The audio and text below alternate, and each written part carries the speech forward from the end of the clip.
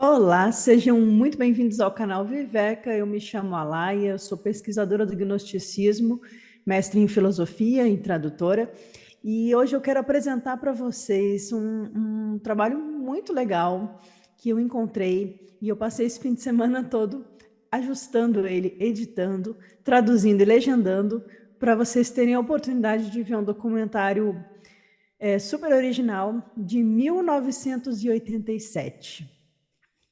Eu tenho certeza que vocês vão gostar muito desse documentário e ele vai acrescentar muito aos nossos estudos e para quem está chegando aqui. É um documentário que se chama Os Gnósticos.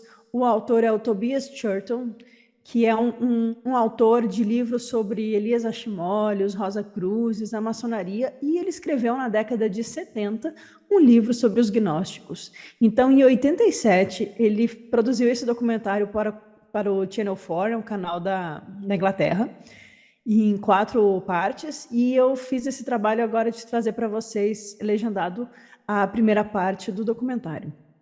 Eu poderia ter posto com as legendas automáticas do YouTube, mas eu achei que ficou muito ruim e eu queria aquela legendinha amarela, bonitinha, para todo mundo aproveitar de verdade essa obra-prima, que não quer dizer que é infalível, não quer dizer que é perfeito, tá? A gente tem que ter senso crítico com tudo, mas eu achei muito legal de assistir, porque vocês vão entender. Então, para quem sempre chega aqui no canal e fala assim, Laia, pelo amor de Deus, por onde eu começo, né? Tem tanto vídeo, tanta playlist, por onde eu começo? Eu sempre sugiro que vocês comecem pelo livro da Elaine Pagels, o livro Os Evangelhos Gnósticos, certo? Estou aqui com essa versão dele aqui. Os Evangelhos Gnósticos, da historiadora Elaine Pagels, tem um que é de capa preta também. E a gente leu ele inteiro aqui no canal, tem uma playlist com esse nome, Os Evangelhos Gnósticos, da Elaine Pagels, que eu acho que é a porta de entrada mais fácil, mais digestível, assim, digerível, porque ela é historiadora, ela traz os fatos históricos, mas ela também traz trechos dos documentos de Nag Hammadi, ela faz o debate sobre a ortodoxia, a heresia, o gnóstico, o cristão, etc. Então, eu acho que é uma ótima porta de entrada. Então, muitos de vocês acompanharam comigo aqui o estudo desse livro, e ela aparece nesse documentário, e ela aparece bem novinha, né, de cabelo escuro ainda, assim, dando aula na universidade. Eu achei um barato ver a Elaine Pagels novinha. Outros autores importantes do gnosticismo vocês vão ter a oportunidade de ver vivos nesse documentário, inclusive o famoso Hans Jonas, né, Hans Jonas, que o pessoal chama, que foi esse grande autor do gnosticismo antes da descoberta, que fala dos gnósticos como uma visão existencialista. Então ele comenta, ele participa do documentário. O James Robinson, que foi o primeiro tradutor da Biblioteca de Nag Hammadi completa, está dando seus depoimentos nesse documentário também. E o Gilles Quispel, um autor de vários livros importantíssimos sobre as pesquisas gnósticas e a história do gnosticismo, um holandês. Ele é da Universidade tanto de Amsterdã quanto da Universidade de Harvard, onde ele deu aula também. Então, eles estão lá vivos no documentário ainda, né, dando os depoimentos deles. Eu achei isso muito legal de ver. E o documentário mostra fotos do material, fotos da região, e fala sobre a descoberta dos manuscritos de Nag Hammadi. Inclusive, aqui atrás de mim é onde foi encontrado a biblioteca de Nag Hammadi. Essas montanhas aqui ficam à margem do Nilo, perto da cidade de Nag Hammadi, e se chama Jabal al-Tarif. E foi aqui nessas encostas que uma pessoa procurando fezes de camelo, alguma coisa assim. Vocês vão ver lá, se chama Muhammad Ali, como quase muita gente se chama por lá, né? Engraçado. Ele encontrou, diz o relato, encontrou os jarros contendo a biblioteca de Nag Hammadi, que agora é o tema central aqui do nosso canal Viveca. Enfim, é uma das versões da história que o documentário apresenta. Vocês precisam saber que a história da descoberta da Biblioteca de Nag Hammadi em 1945 foi uma história polêmica, existem narrativas e versões diferentes. Existem versões conflitantes, inclusive, sobre essa descoberta, né? Se foi um material escondido para não ser destruído, se foi parte de um material funerário de alguém que foi enterrado. Tem também uma versão do pesquisador chamado Jean Doré, de 1958, que ele dá um testemunho também detalhado e bem vívido de quem também esteve em primeira mão em contato com esse material. Mas esse documentário do Tobias Churton, ele apresenta ao relato do Gillis Quispel, do James Robinson, que são pessoas que trabalharam diretamente com os manuscritos no museu, nas traduções do copta. Na primeira publicação, no Congresso de Messina, em 77, foi o James Robinson que apresentou a publicação da Biblioteca de Nag Hammadi, né, a grande descoberta. Então, faz parte da história dos estudos do gnosticismo, conhecer essas pessoas e conhecer essas versões da descoberta de Nag Hammadi. O que mais que eu posso contar para vocês antes de começar? O Gillis Quispel também é aquele que foi responsável por comprar o Códice 1 de Nag Hammadi e dar de presente para o Instituto Jung, na ocasião do aniversário de 80 anos do Jung. E isso oportunizou com que as pessoas pudessem começar a traduzir o material, porque antes era muito difícil acessar, estava no museu, não podia manusear, e aí, tendo o material, poder tirar foto do material e poder passar para os tradutores, né? Esse movimento do Gillis Quispel, que no documentário é um careca com um sotaque bem, bem forte, né? Porque ele é holandês. Foi ele que conseguiu trazer esse material aí para o Instituto Jung. Depois voltou para o Museu Copta do Cairo, né? O museu recomprou depois da morte do Jung e tal, mas isso facilitou muito com que as traduções começassem a acontecer e iniciassem os trabalhos tradutórios. Então, quando esse documentário foi publicado, em 1987, pelo Tobias Churton, foi muito antes, né, do Código da Vinci, e naquela época já balançou muito, assim, mexeu a audiência popular para conhecer, ficar sabendo o que é tudo isso. Foi uma introdução muito interessante para esse material, para esse assunto, e eu acho que vocês vão gostar muito de ver. Acaba que essa forma de popularizar o assunto, né, muda a mente das pessoas. Então, por isso, inclusive, eu peço para vocês que vocês ajudem aqui esse canal a divulgar mais o gnosticismo e os estudos dos apócrifos cristãos, curtindo o vídeo e comentando e compartilhando com quem vocês acharem que tem interesse também, porque é um trabalho que eu tenho feito assim com muito afinco, né? Passei o fim de semana aqui legendando e editando o vídeo. Então, eu realmente estou trazendo com muito carinho para vocês, espero que vocês gostem. Se vocês quiserem apoiar esse trabalho, ajudar o canal, também vocês podem enviar o Pix. Aqui embaixo, no meu e-mail, é a chave Pix. E vocês também podem clicar em valeu, valeu demais, essas coisas que o YouTube proporciona, para ajudar esse trabalho a se manter, a continuar, para que o gnosticismo chegue, sim, a mais pessoas. Porque essa é a ideia, que as pessoas tenham mais acesso àquilo que antes era mais difícil de entender, de estudar, de conhecer, de até ter acesso a uma tradução. Então, eu estou muito feliz fazendo essa mediação aqui com vocês. Bom, últimos comentários antes de passar para o documentário. Como ele é dos anos 80, vocês vão dar boas risadas também. Inclusive, tem uma figura de Jesus que representa o Cristo, né, de uma forma muito engraçada, porque eu acho que o ator é sueco, então é um loiro do olho azul, assim, você fala, meu Deus, parece o David Bowie ali, representando o Cristo. Podiam pegar um ator mais semítico, né, de cabelos escuros, olhos escuros, pele mais bronzeada de sol, né? Mas, enfim, anos 80 é isso, gente, é um estilo diferente, e eu tenho certeza que vocês vão se divertir também assistindo. Também tem, no meio da história, um fato muito chocante. Eu não vou contar, eu quero que vocês assistam para descobrir. E quem souber do que eu estou falando, comenta aqui embaixo qual que é o fato chocante que o egípcio que descobriu os manuscritos vai contar para vocês. Eu quero saber se vai chamar a atenção. Então, quem identificar o que eu estou falando, deixa aqui nos comentários. Por fim, esse documentário é uma ótima introdução ao gnosticismo, porque dá um panorama geral da descoberta, traz algumas das principais ideias. Tem uns atores encenando o Irineu com um gnóstico valentiniano, que eu achei um barato de ver o diálogo que inventaram para eles. E também tem vários trechos que eles colocam na boca desse Cristo loirão, que são trechos do Evangelho de Tomé, e ficaram bonitos, ficaram poéticos, eu achei. Me diga o que vocês vão achar também. Trechos poéticos do Evangelho de Tomé sendo usados para ilustrar o documentário. Então, o documentário vai servir tanto para mostrar um pouco o conteúdo gnóstico do Evangelho de Tomé e também falar um pouco de uma dessas versões da descoberta da Biblioteca de Nag Hammadi no Egito, em 1945. E justamente são os dois caminhos que eu costumo recomendar aqui no canal para quem está chegando para ter o primeiro contato com os gnósticos, né?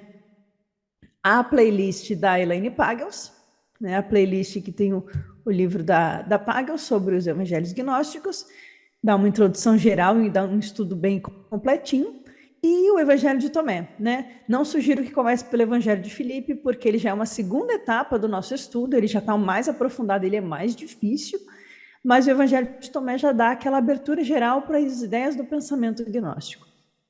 Então, geralmente são as duas playlists que eu recomendo. Vou deixar elas aqui na descrição ou no card aqui em cima, mas vai estar aqui o link, né? A playlist da Elaine Pagels e a playlist do Evangelho de Tomé. E quem gosta muito de metafísica, cosmogênese, mito, quer entender os mitos gnósticos, tem a playlist de cosmogonia gnóstica também, que é uma das introdutórias, que não é muito introdutória aqui do canal, mas são os 3 caminhos que eu recomendo. E esse documentário, então, veio a calhar muito bem para encaixar tudo isso, para abrir as portas para o interesse de vocês, para conhecer mais profundamente os evangelhos gnósticos. Então, eu espero que vocês gostem. Boa assistida do documentário e estou curiosa para saber o que vocês vão achar. Um beijo para todos e até a próxima.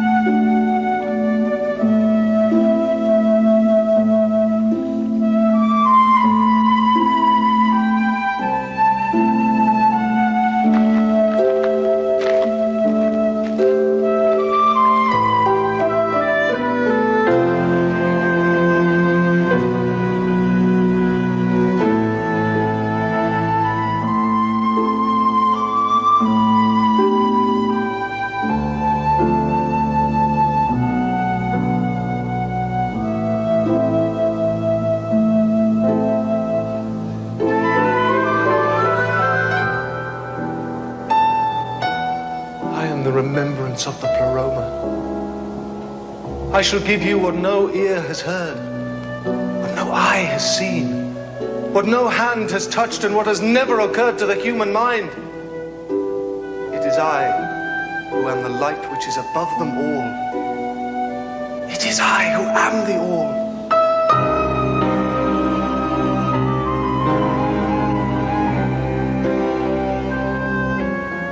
Since it has been said that you are my twin and true companion, examine yourself, that you may understand who you are. I am the knowledge of the truth. So while you accompany me, although you do not understand it, you have already come to know, and you will be called the one who knows himself. For whoever has not known himself has known nothing. But whoever has known himself has simultaneously achieved knowledge of the depth of the all.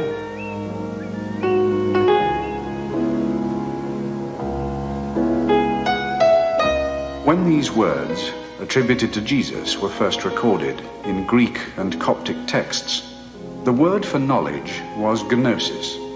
Those who had knowledge were Gnostics. For some Christians then, salvation would come through knowledge of a special kind, a knowledge superior to faith. To achieve gnosis was to know one's soul, to know God, and to know the living Jesus. There were people in antiquity who called themselves Gnostics. They said that they were the children of the knowledge of the heart. And that is what Gnosis really is about. It is an intuitive knowledge, imaginative thinking, not analytical thinking, but really knowledge of the heart.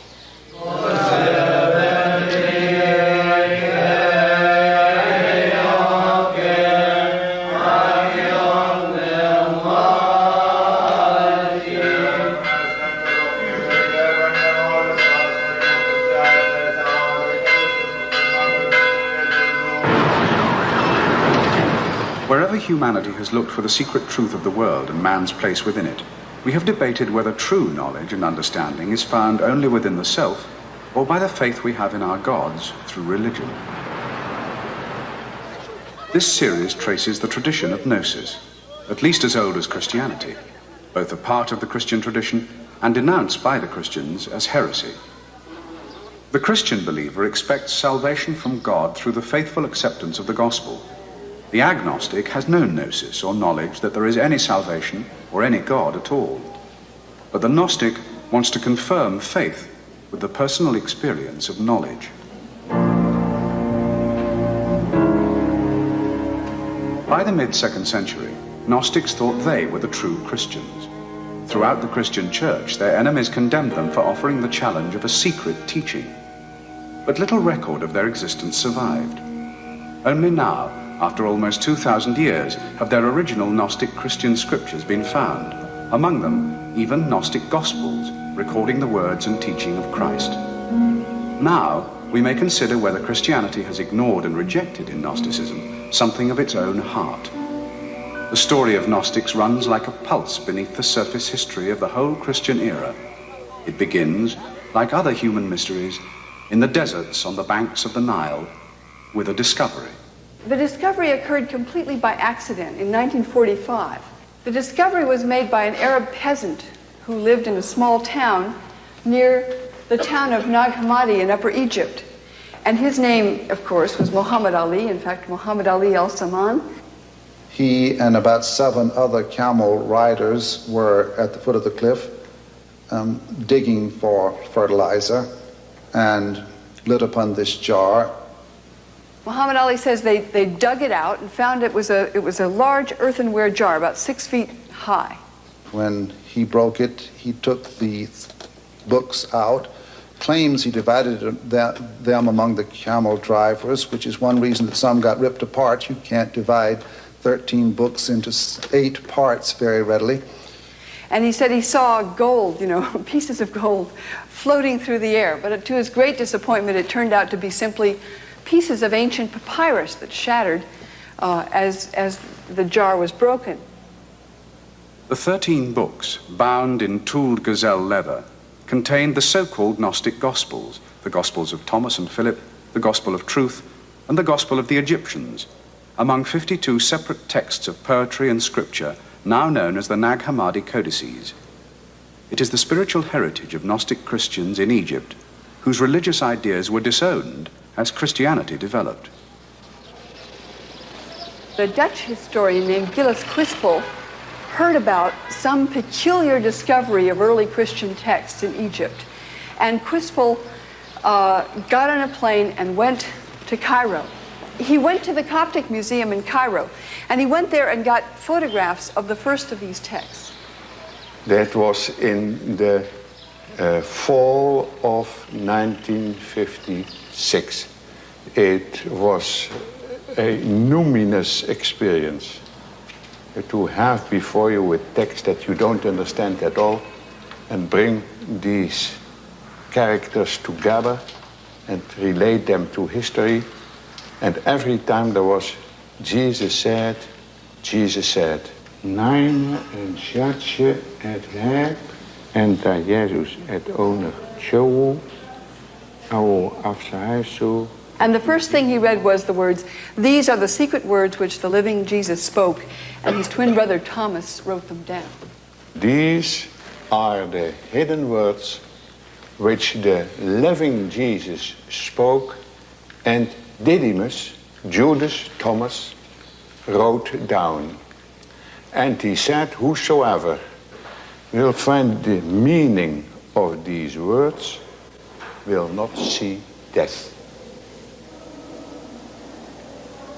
We here have authentic documents by the Gnostics themselves, not reports about them, as we hitherto had mainly through the Church Fathers who fought the movement and tried to discredit it.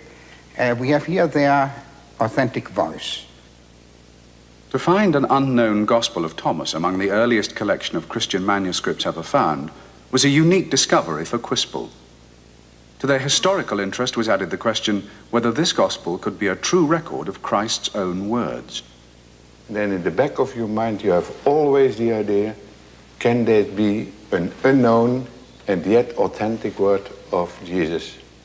Because in the almost 2,000 years of Christian tradition, never a collection of unknown sayings have been discovered.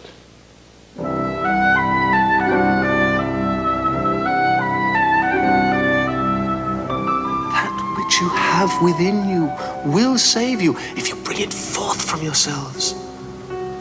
If you do not bring forth what you have within you, what you do not bring forth will destroy you. This heaven will pass away, and the one above it will pass away. The dead are not alive, and the living will not die. The discovery of scriptures containing new sayings of Christ threatened to challenge the acceptance of both the Bible itself and of Christian history. The history of Christianity has always been told as though there were Jesus and the disciples, and then people kept amplifying what they said. It's a single stream. It's really almost boring. But now that one has these other texts, we find that the early Christian movement was much more multiple, much more pluriform, much more complicated, and factions warring against each other and people disagreeing about either what Jesus said or what he meant or what it meant for them. And I now find that diversity much more exciting, much more human a picture. And it brings up the questions that occur to anyone who thinks about Christian tradition in a much more vital way. The philosopher Hans Jonas published a study on ancient Gnosticism in the 1930s. The philosophical appeal of Gnosticism was its scandalous radicalism in debating theological matters, disputing the emerging Christian dogma, and developing religious ideas related more to experience than to faith. The Gnostics were perhaps the earliest modern philosophers. Man is always bound to make attempts to interpret his own being, his own existence, his situation, and his relation to the universe of things, how he stands in the totality of things. And this question about first and last things, the beginning and the end, and the nature of the soul, and all this is something which exercises the thoughts of man. And here was a case where people went about it in a grand way. They were the first, perhaps, who tried to give one universal answer to all this together and bind it together into one grand vision.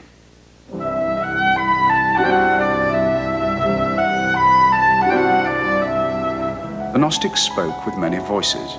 That alone infuriated those who called themselves the orthodox or the straight teachers. The Nag Hammadi codices are perhaps little more than a random sample of their ideas, which inherited fragments of pagan, Jewish, and Eastern religion.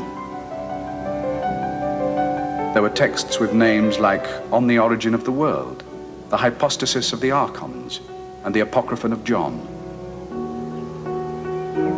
Gnostics asked a timeless theological question: could a good God create a world of suffering? Their radical answer was a dualistic creation myth and a hierarchy of divine powers, from God down through the ranks of divinity to the lowest level, the Archons, grim angels who rule earthly existence, and the Demiurge, the fashioner or creator of the world. Their principle, as it were, was concentrated into one figure, the Demiurge, the creator of this world. And to be the creator of this world is not a title of glory. On the contrary, look at this world and then you know what to think of its creator. Therefore, he cannot be the highest God, because the highest God cannot possibly have dirtied his hands with creating this prison of the soul, because the world is a prison of the soul. The soul is that part of the higher world which has become entrapped in this work of the lower powers, and that is the distress of a condition.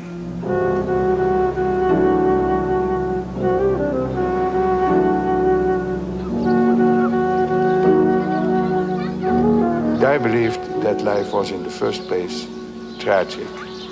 But when here and now you had the experience of gnosis, that is the knowledge of what Christ really means, then you were reconciled with your surrounding, and you also saw that it is really an illusion, and that in the deepest of yourself you are one with the infinite, one with the Godhead. Orthodox Christians and Jews take it as a primary theme, right? That God is different from humankind, that God is the creator and we are his creatures. And the two are, enormously separate. Gnostic Christians and Jews will claim, on the contrary, that there is a very deep identity, not that we are, in some trivial way, God, but that the deepest source of human nature, when one discovers it, if we ever discover it at a very deep level, is the divine within us. For an Orthodox Jew or Christian to say that is blasphemy.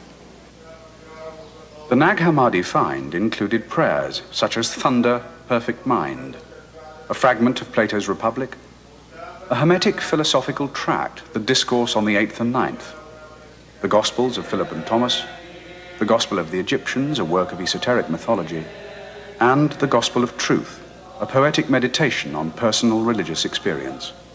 It described the situation of man as a nightmare, as a bad dream, that he is trying to murder other people and his hands are full of blood, or they are at the pursuit of himself and he can't escape until he receives gnosis. That description of the nightmare is absolutely wonderful. It describes the situation of man in a tragic world.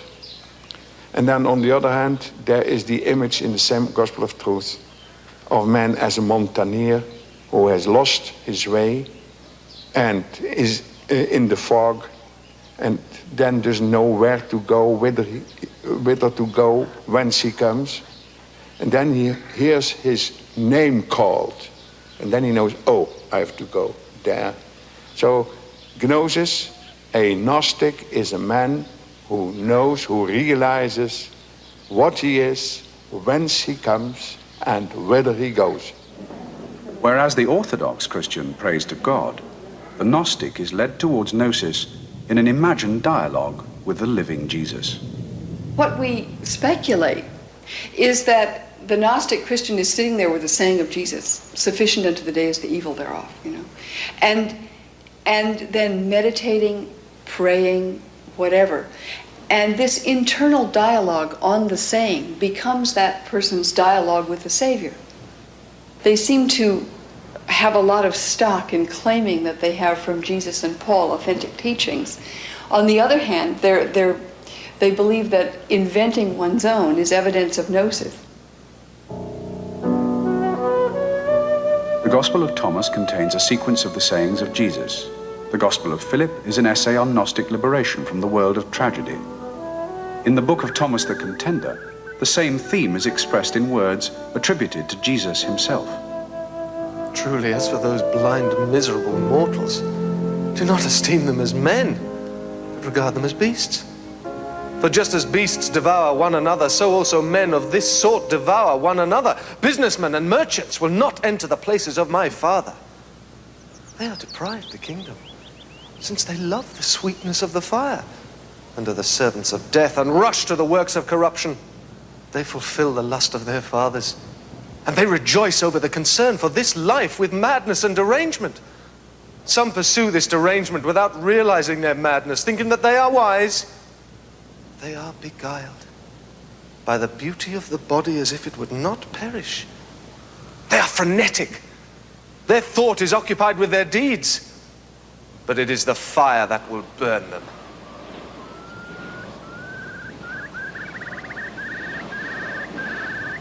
Gnosis means knowledge, and it's of course a secret knowledge. It is a knowledge of how to extricate oneself from this world. Whoever has come to understand the world has found a corpse, and whoever has found a corpse is superior to the world. If the flesh came into being because spirit, it is a wonder. But if spirit came into being because of the body, it is a wonder of wonders. Indeed, I am amazed at how this great wealth has made its home in this poverty.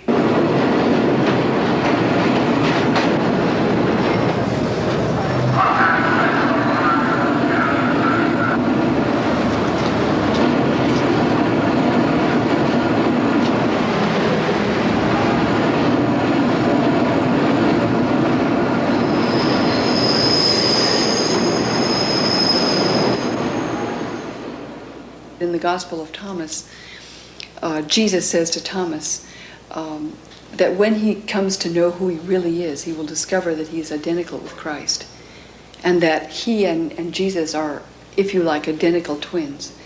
And therefore that saying that Thomas is Jesus' twin brother is this kind of metaphor, I believe. I don't think they ever meant it literally, but rather that you, the reader, or you, the hearer of this gospel, are meant to understand yourself as Jesus' twin brother. Since it has been said that you are my twin and true companion, examine yourself.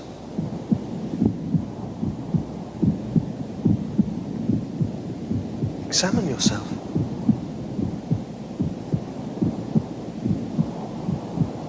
Examine yourself, that you may understand who you are.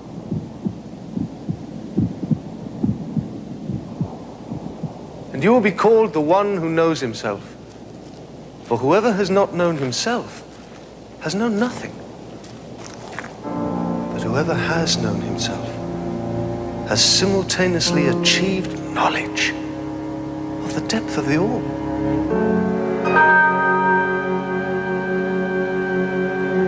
It was of the spiritual essence of Gnosis to reject the rigid foundation upon which a church was being built. Such opposition grew more dangerous as the Coptic Church grew in Egypt and Christianity extended across the Mediterranean, despite the persecution of the Roman Empire. The rejection of Gnosticism by the Orthodox is as automatic today as in the 4th century. We have only Christian beliefs, which replaced everything. Every belief or dogma which formed a contradiction with Christianity, it was cancelled, of course. The Orthodox gains salvation through faith in the sacraments, in the Bible, and in the church. The Gnostic gets salvation through inner experience.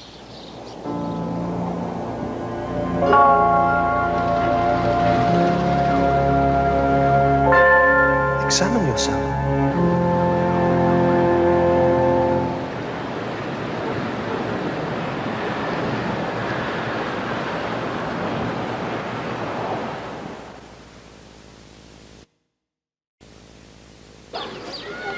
You are a famous man now, sir.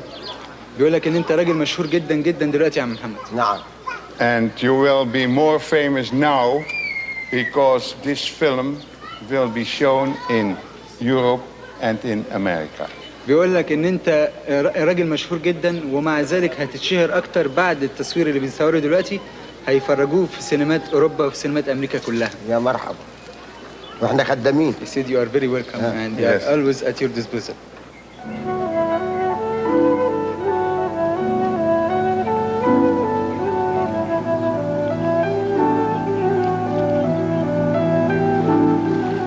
It is now 42 years since Muhammad Ali's accidental discovery of the oldest whole Christian texts that have ever been found. Only now is the impact of that discovery being felt.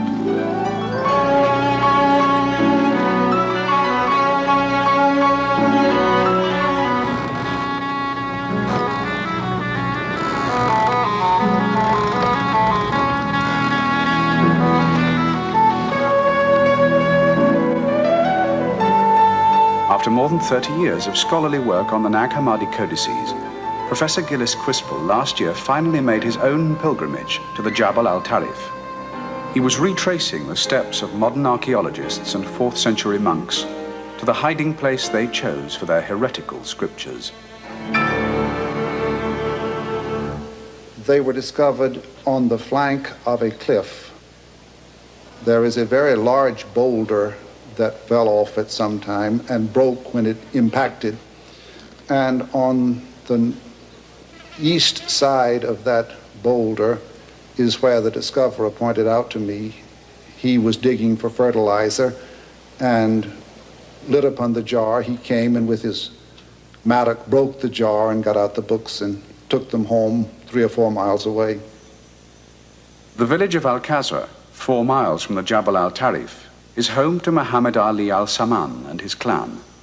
Since 1945, the village has been embroiled in a blood feud with a neighboring clan. By 1986, Professor Quispel was doubtful that he would find Muhammad Ali alive, a man of almost 70 who was at the center of the bitter feud. And local illiteracy meant that Ali was hard to trace. But Quispel discovered the penniless camel driver who found the Nag Hammadi codices and listened to his own story. كنت مكربل صبخ. مكربل صبخ. ليه؟ I was digging for sabach, for fertilizer, with my pickaxe and carrying it back to the fields on the camel. Then I came across this big earthenware pot, which was buried in the sand. I had a feeling that there might be something inside. He's from the El Saman clan, which dominates many of the villages in that part. He is a peasant. He is illiterate. He is a Muslim, worked as a camel driver for a middle-class Copt, and in his generation that was typical. The Copts were the white collar and the Muslims were the physical laborers. I came back later the same day, and I smashed the pot open. I broke it open exactly where I had found it. I thought there might be an evil spirit inside, a jinni. I had never seen anything like it before. I smashed the pot on my own, and inside I found these old books. Then I brought the others over to see. They said, "We don't want anything to do with these books. They belong to the Christians, the Copts." They said, "It's nothing to do with us." It's amazingly beautiful.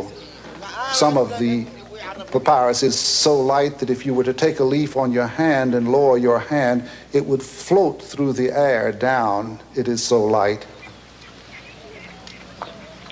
When he got them home, he dumped them in the patio, and his mother used some of the papyrus to heat the clay stove in the garden that they baked bread in. الوالدة هي اللي حرقت جزء منه يا محمد ولا أنت اللي حرقته؟ It was all just rubbish to us. Yes, my mother did burn some in the bread oven. Yes. Professor Robinson edited a special edition of the scholarly journal biblical archaeologist devoted entirely to the Nag Hammadi find. For the first time, Muhammad Ali saw photographs of himself. ايه ده يا محمد؟ الزيرة دي. ده الزير اللي انت لقيت فيه؟ الزيرة دي وده الغطاي. That's me, Muhammad Ali Samman. ده محمد علي السمان. ده اسمك انت. ايوه. And that is my mother. دي الوالدي. ماما. ماما. Your mother. That's where I found the books. On the Jabal, the mountain. في الجبل. كان ضرب أبوي. قتل ومات أبوي. One of the people from the village of Hamra Doum killed my father. So it was decided that I should kill his murderer in revenge. I did kill him, and with my knife, I cut out his heart and ate it. لا انا بتكلم على لما لقيت الحاجات دي بتاعتهم. بعد كده احنا لما ضربناه ده كانت حبسنا. انت اتحبسنا لما اتحبسنا وطلعنا. I was in jail because of the killing. And when I got out of jail, I found that my mother had burned a lot of those old papers. Later on, I sold one book. All the others had gone. I got 11 Egyptian pounds for it. واتضح ان الورق ده ليه قيمه دلوقتي علميه كبيره جدا جدا جدا. هل انت يا ترى Professor Quispel's interpreter asked Muhammad Ali if he had any regrets about what happened when he found the books. ولا حاجة عندي. ولا تفرق معاك ولا فيها شيء فكر عندي أبدا. ولا بتحطها ولا حوارق أبو أصحاب. No, I don't care. I don't give a damn about them. It doesn't even enter my head to think about it. Your discovery will change the mind of millions. بقول لك ان اكتشافك هيغير تفكير الملايين. So I'm very pleased to meet you. ومع ذلك بوك متشكر جدا ان هو شافك وقابلك. سلم عليه يا محمد. سلام سلام. سلام سلام يا ريس.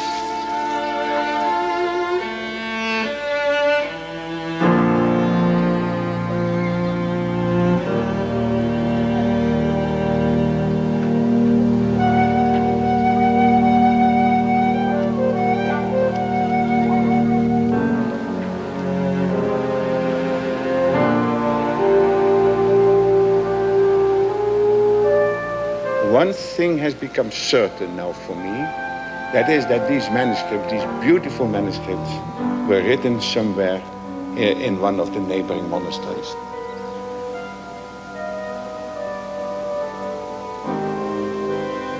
I imagine that some monks who were living there in such a monastery felt the pressure of the Bishop Athanasius. And then, at a certain moment, when it became too dangerous, they decided to hide these manuscripts. They didn't burn them, they didn't destroy them, they didn't tear them into pieces, but they simply hid them.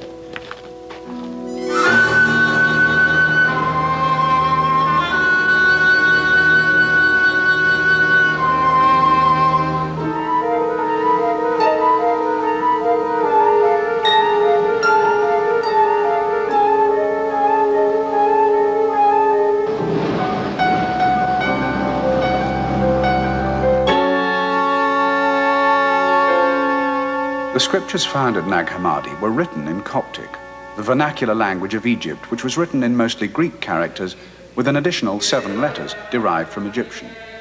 It survives today among Egypt's Coptic Christian minority and in the Coptic churches. The present Coptic Patriarch, His Holiness Pope Shenouda III, is the present-day successor to St. Mark, who founded the Coptic Church. The Coptic Church is the Egyptian Church. The word Copt and the word Egypt, the two are of the same root and the same origin. It was called also through history the Church of Alexandria, as Alexandria was the capital of Egypt at that time, at the beginning of Christianity. For centuries, Egypt was the crossroads of East and West, for scholarship as well as commerce. The major Greek seaport of Alexandria became a maritime stronghold of the Roman Empire, with an amphitheater and catacombs. Although Roman emperors persecuted Christians, Rome ultimately became the center of the growing Christian church. The Egyptian Gnostic author Valentinus traveled from Alexandria to Italy, where he almost became Bishop of Rome about 150 AD. Had he succeeded, the whole history of Christianity might have taken a radically different direction. The Valentinians, so far as we know from what from what's left, regarded faith as the essential first step in Christian life. The first thing a person does to become a Christian is to discover the faith in Jesus Christ, be baptized, have one's sins forgiven, join the Christian church. It's only after that that they would begin, rather like some kind of secret theological circle would say, what do you really think it means that, say, Jesus died on the cross? Or what do you really think it means that that God created the world? They thought faith is the first step. Gnosis is the logical advancement of that. Facing persecution, the Christian church developed a hierarchy and began to define its canon of scripture and beliefs. There was grown an episcopacy, so-called monarchic episcopacy, a bishop, an authoritarian bishop, who could establish the faith of the creed and establish the canon of the Bible and had a say about everything. Bishops were empowered to investigate and denounce heresy wherever they found it. One of the most renowned heresy hunters was Irenaeus, Bishop of Lyon. You are the Bishop of Lyon. I am. My privilege to greet you. I am Narcissus, honored pupil of Valentinus. I am Irenaeus, pupil of Jesus Christ and of Polycarp, his servant, his witness. Irenaeus' book, Against the Heretics, is one of very few contemporary accounts of Gnostic beliefs which have survived. I write to expose the teachings of Valentinus as an entrapment, a snare for the faithful. Indeed. For Irenaeus and his fellow Christian bishops, Gnosticism was an automatic target. I wish to comprehend, to understand, why you are indifferent to the commands of your bishop and of the apostles. We revere with love the apostles, in particular Paul, blessed Paul, who had perfect gnosis of the Savior. As Christians were put to death in the arenas of the Roman Empire, the emerging church in Egypt, as in Rome and France, had to purge its divisive radicals. Heresy had to be condemned, even though the heretics believed themselves to be the true Christians. Yes, I have heard much of this claim. It is a claim to a secret teaching, is it not? After all, to be a Christian was to be a member of an illegal sect. One could be arrested and tortured and put to death either in public if one were not lucky enough to be a Roman citizen, or simply beheaded if one had that good fortune. So the question when one belongs to a kind of persecuted movement like that is whether people are going to hold together when they're in danger. Were we all to become Gnostics, where would the church be? There could be no reliable witness before Caesar. One would say one thing and one another, and soon we would become all things to all men and not Christians at all. What Bishop Irenaeus did was try very hard to prove that Gnostics weren't really part of us.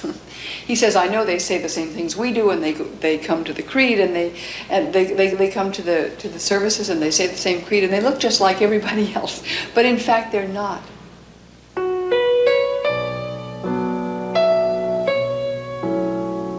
The Gnostic heresy included the use of feminine imagery to refer both to the Holy Spirit and to divine wisdom, or the Holy Sophia.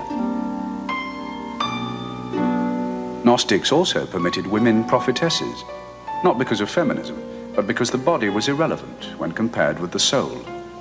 Their enemies, by now becoming known as Orthodox or Catholic Christians, accused the Gnostics of being seducers. Part of their seduction techniques is to use feminine imagery for God. Another form that their seduction took was inviting women members of the Gnostics to participate in, for example, reading the scriptures, in prophecy, in speaking within the group in the way that men did as well. You see a struggle between the Gnostics and the Catholics for the place of womanhood in the church. In the primitive church, women could be prophetesses. In office, that was an office of the church. And then the Gnostics accepted that. a woman could be a bishop, or a woman could be a priest. She could celebrate the Eucharist. Why do you hold unauthorized assemblies? The church had reasons to be skeptical of the Gnostics. The Gnostics had abandoned the idea of the personal God of the Old Testament and had found within themselves the unknown God. And then they had the personal experience. We have discovered the truth of our freedom. Freedom which the Savior has given us, freedom which we share with him. Why do you wish to enslave us again? No, Narcissus, I wish only to bring you to humility and obedience to Christ, which is the very mark of a Christian. Humility. There is light within a man of light, and he lights up the whole world. If he does not shine, he is in darkness. So goes the Gospel of Thomas. Gospel of Thomas? There are only 4 Gospels. The whole church admits the 4 Gospels for very good reason. The 4 corners of the world, the 4 winds, the 4 covenants with the Lord. Only the Gnostics want more. Is there not enough for man's salvation in these? Personal religious experience was what mattered to them, whereas for the Catholic Church, what mattered was obedience to the bishop. What are you so afraid of? Not of the Father, but the demiurge, the creator, who would make a husk out of the true church, with rules for authorized assemblies and bishops who seek to destroy what they do not understand. Narcissus, the simplest man, understands Christ, but is baffled by Valentinus. The simple man is edified by love and understands humility. This is the true knowledge of the heart. Were you to continue, the church would collapse and this simple man would be denied the kingdom. Can you understand this, Narcissus? Can you understand this? I understand. You fear the freedom of the gospel which you preach. How long, I wonder, before it is not your brethren who are persecuted, but my brethren who are persecuted by you? And you, Narcissus, do you believe in God, or like your namesake, only in yourself?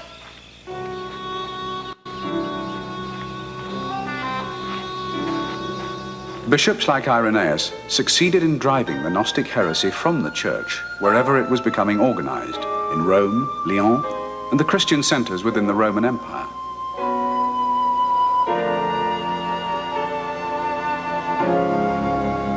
At the margins, however, Gnostic Christians remained for as much as 200 years.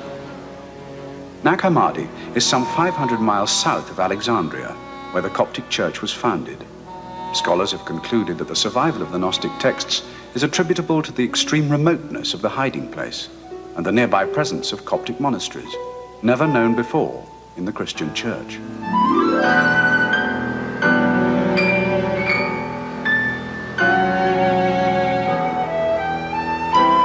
The first monk in the world,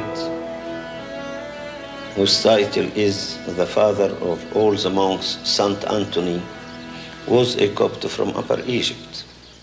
Monasticism began at the end of the 3rd century, but it began to flourish in the beginning of the 4th century.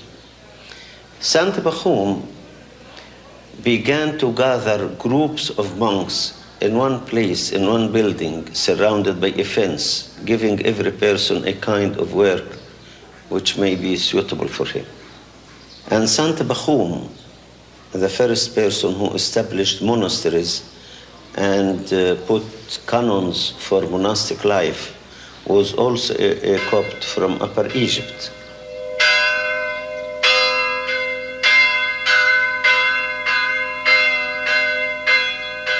The Pachomian monastic order established itself here in the Upper Nile Valley. In the middle of the primitive village of Fao-Kibli lie the ruins of what may be the original monastery of St. Pachome, just a few miles along the Nile from the cliffs where the codices were discovered. there must have been some Gnostic community nearby, and there is one reference in the life of Pachomius to debating with philosophers. One suspects those philosophers were more Gnostic than Aristotelian. But we really don't know anything about that part of Egypt at that time, except for the Pachomian order. Dating tests on the bindings have established that the Nag Hammadi texts were bound into books around the year 350 AD, when the ruined monastery at Far Qibli was flourishing. The books were written at the end of the 4th century, by and large, based upon the trash paper used in the leather covers to thicken the bindings, since that trash papyrus tended to be business documents or letters with dates on them and places on them. And the dates tend to be down to about the middle of the 4th century, and the places near Nag Hammadi.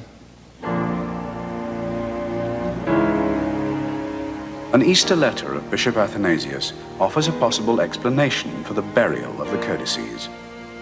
The bishop did not merely define the teaching which was to be included in the canon of the Church, and thus in the Bible, but banned all the rest. Natkene diathiki, petish ampe etren gnau etawau. Etenaine peftau en evangelion.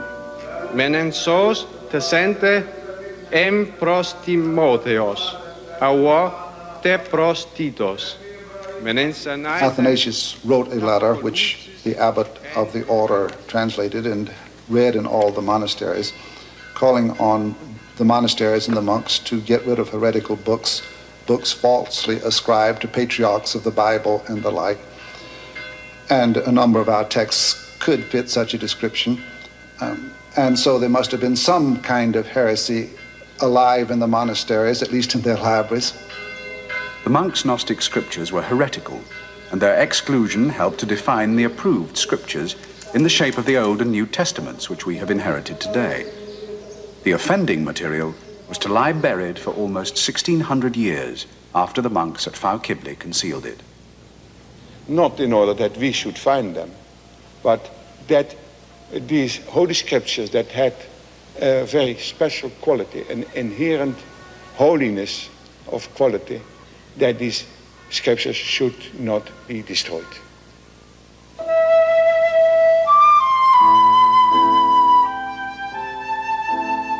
The physical burial and theological rejection of these Gnostic books was the result of their incompatibility with what had become the established doctrine and canon of what was now the Church. Gnostics applied imagination and metaphor to the story of Christ and Christian faith. Gnosis created the heretical image of the laughing Jesus, mocking the very idea that crucifixion had touched him.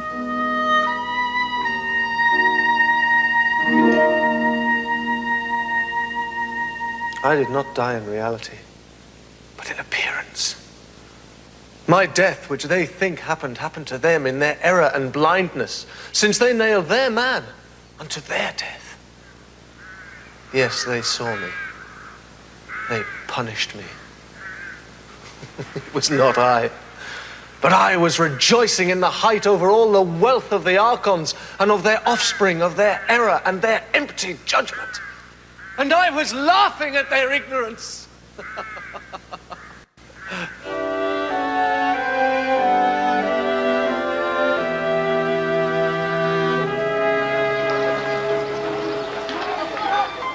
What the Gnostic alternative shares with the Orthodox Christian message, however, is the certainty of human disaster if the word that the living Jesus brings to man's attention should ultimately be ignored. Truly, I tell you that he who will listen to this word and turn away his face or smirk at it or sneer at these things, truly, I tell you, he will be handed over to the ruler above who rules over all the powers as their king. If he flees westward, he finds the fire. If he turns northward, he finds it there as well. If he turns southward, the threat of seething fire meets him there again, nor will he find his way to the east so as to flee there and be saved. For he did not find it in the day he was in the body, so he will not find it in the day of judgment. Judgment.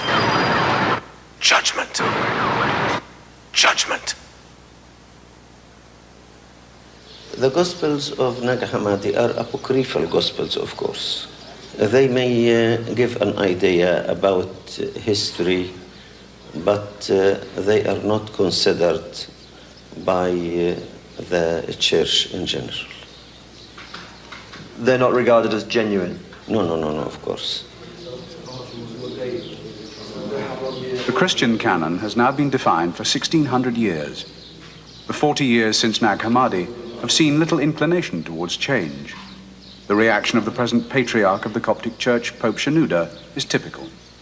You see, at the beginning of the Gospel of St. Luke, he said, as so many people began to write about the story of our Lord Jesus Christ, I wish to give you the exact facts. So many persons began to write from the very start of Christianity. But writings of people is something, and the inspiration of the Holy Spirit for holy books is another thing.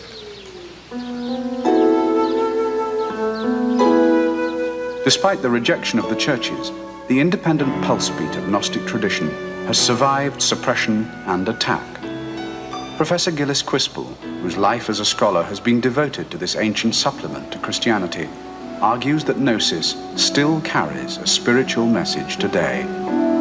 I think modern man can only accept what he experiences.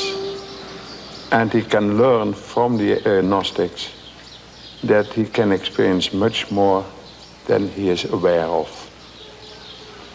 And therefore I think that both for true believers and for unbelievers, Gnosis is very important because it will reveal to them an unknown dimension within themselves.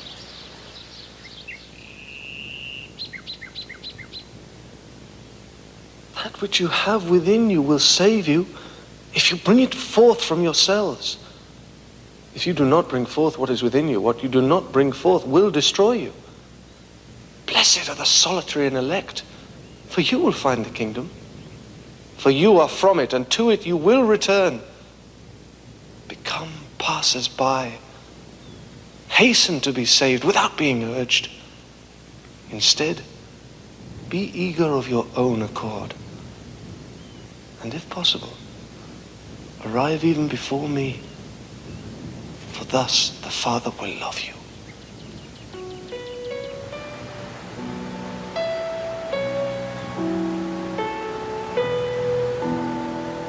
Drama, bloodshed, and military action punctuate the story of the French Cathars, Gnostic Christians who rejected the dogmas and authority of the Roman Catholic Church in the 12th and 13th centuries.